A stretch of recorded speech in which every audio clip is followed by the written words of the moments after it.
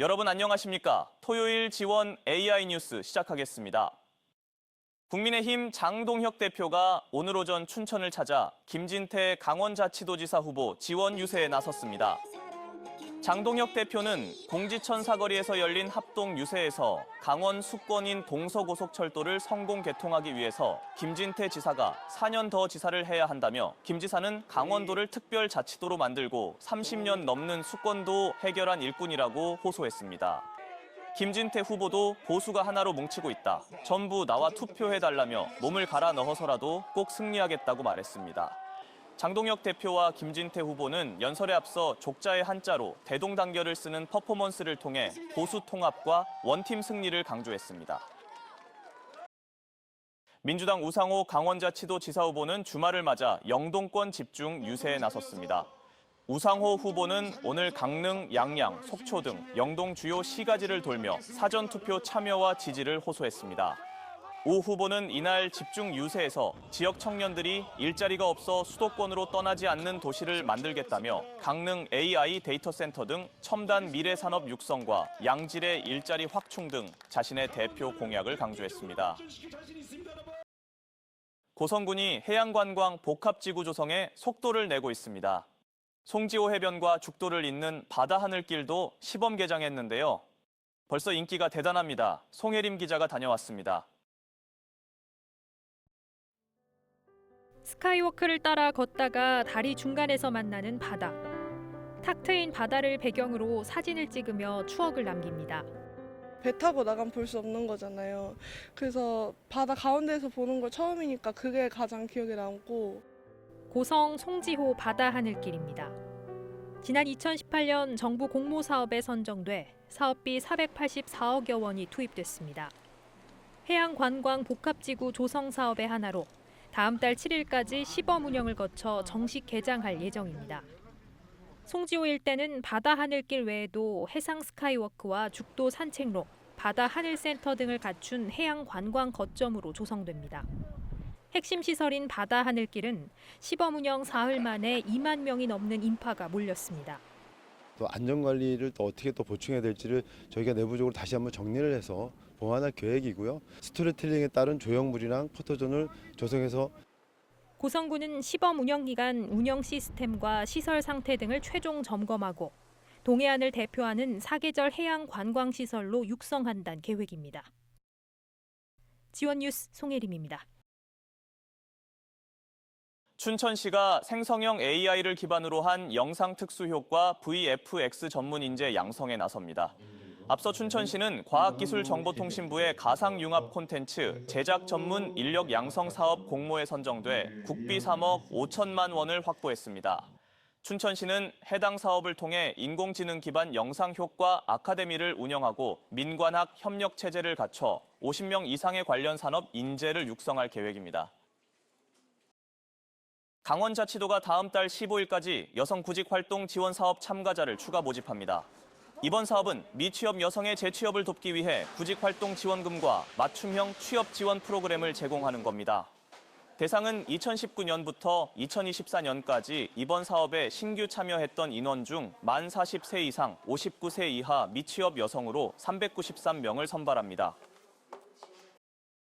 삼척과 태백을 연결하는 건의령 도로는 사고가 끊이질 않는 위험 구간입니다.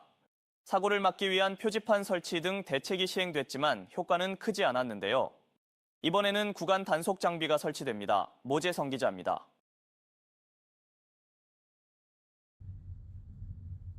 대형 화물차가 구불구불한 길을 잇따라 지나갑니다. 삼척 도계읍 늪거리와 태백 삼수동을 잇는 해발 840m 건의령 도로입니다. 도로폭이 좁고 급커브 구간이 많습니다. 특히 내리막길은 경사도가 13%에 달합니다. 미시령 구간 9%보다 가파릅니다. 비가 오거나 이렇게 안개가 끼면 더 위험한데요. 주민들은 이 도로를 죽음의 도로라고 부르면서 이용을 꺼려왔습니다.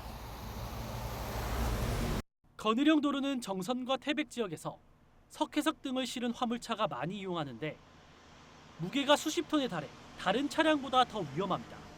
브레이크를 이제 좀 많이 밟고 내려와야 되는데 그러다 보면 이제 브레이크가 가열이 돼서 막 연기도 막 나고 중간에 섰다가 한참 쉬었다가 내려오고 막 이런 경우도 있죠. 브레이크가 이제 가열이 되면 이제 브레이크 작동을 잘 안 하거든요. 이런 까닭에 사고도 빈번합니다. 지난해 9월 내리막을 내려가던 화물차가 가드레일을 뚫고 7m 아래로 추락해 70대 운전자가 숨지는 등 지난해만 3건의 사망사고가 발생했습니다. 대부분 제동장치 쪽 문제였습니다. 사고 예방을 위해 안전 표지판과 긴급 제동 시설 등도 정비했지만 큰 효과는 없었습니다. 이번에는 구간 단속 카메라를 설치합니다. 급경사 포함 약 6km 구간으로 제한 속도는 시속 40km입니다.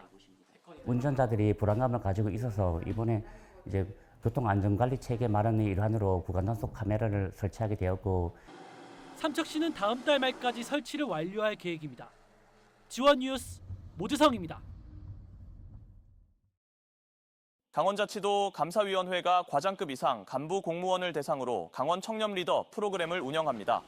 이번 달 1기에 이어 다음 달엔 2기 공무원을 대상으로 청렴 리더십과 조직 문화 개선 교육, 윤리적 딜레마 상황 토론 등을 진행합니다. 도 감사위는 이번 교육을 통해 간부 공무원의 공정한 조직 운영 역량을 강화하는 데 기여할 것으로 기대하고 있습니다. 한국건강관리협회 강원지부가 오는 6월부터 2달간 국가유공자 및 보훈가족 사회공헌 건강검진을 실시합니다. 대상은 만 20세 이상 국가유공자 본인과 배우자, 국가유공자 본인 기준 직계 존비속 1촌 이내 가족이고 독립유공자의 경우 손자녀까지 포함됩니다. 검진 예약은 대상자가 직접 한국건강관리협회 강원지부로 전화해 사전 예약해야 합니다. 영월군이 다음 달 1일부터 19일까지 대중교통 취약지역 교통비 지원 사업 신청을 받습니다.